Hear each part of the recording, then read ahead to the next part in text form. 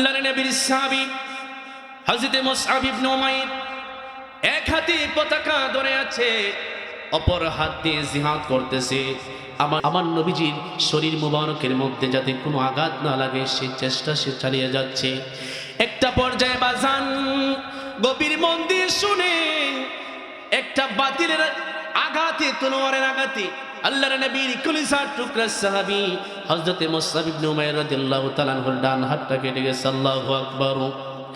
ডান হাতটা যখন কেটে গেছে, ডান হাতটা ওনার শরীর থেকে বিচ্ছিন্ন হয়ে গেছে। আল্লাহর নবীর সাহাবী ডান হাতের পতাকাটা যখন মাটির মধ্যে পড়ে যাবে, আল্লাহু আকবার, তিনি বলেন না, আমার হাত তো আরেকটা আছে, ওই হাত থাকতে কেমন ভাবে পতাকা মাটির মধ্যে পড়ে।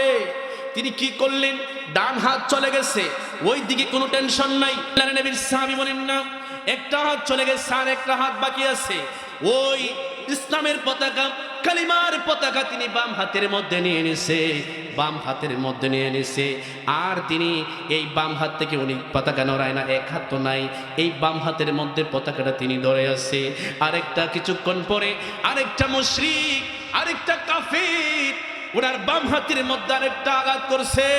জোরে আঘাত করার সাথে সাথে বাম হাতের হাতটাও ছিটকে দূরে পড়ে যাচ্ছে। এমন সময় মুসআব ইবনে উমাইর রাদিয়াল্লাহু তাআলা আনহু তিনি দেখতেছে কালিমার পতাকা মাটির মধ্যে পড়ে যাবে। কিন্তু যুদ্ধ শুরুর আগে তো আমার নবী বলেছিল, রে এ মুসআব, জীবন যাবি তো যাবি, তুমি কালেমার পতাকাকে মাটির নিচে পড়তে দিবে না, মাটির মধ্যে পড়তে দিবে না। মুসআব রাদিয়াল্লাহু তাআলা আনহু কি করলেন, যখন বাম হাতটা উড়ে গেছে, তিনি তখন ওই কালিমার পতাকাটা মুখের মধ্যে দাঁত দিয়ে চিপে ধরেছে, মাটির মধ্যে পড়তে দেয় না। আল্লাহু আকবার।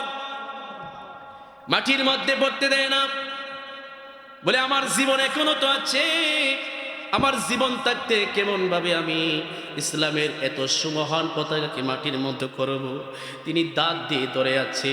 পাশের একজন সাহাবীকে ডাক দিয়ে কয়, ভাই, মনে হয় আর বাঁচবো না, দুইটা হাত আমার চলে গেছে, আর তো আমি জিহাদও করতে পারবো না, মনে হয় দুনিয়াতে আর থাকবো না রে ভাই। বাইরে আমি জানি না আমার জীবন থাকতে আর নবীর সাথে দেখা হবে কিনা, আমি জানি না নবীজির অবস্থান কোথায়। ও ভাই, তোমাকে একটা সংবাদ দেই, তুমি আমার নবীজির কাছে একটু সাক্ষ্য দিও যে গো ইয়া রাসূলুল্লাহ, আপনি যে আপনার সাহাবী উমাইরকে পতাকা বহন করার জন্য দায়িত্ব দিয়েছিলেন, ইয়া রাসূলুল্লাহ, আপনার সাহাবীর দুইটা হাত চলে যাওয়ার পরেও, কেটে যাওয়ার পরেও আপনার সাহাবী কালেমার পতাকা মাটির মধ্যে পড়তে দেয় নাই। আল্লাহু আকবার।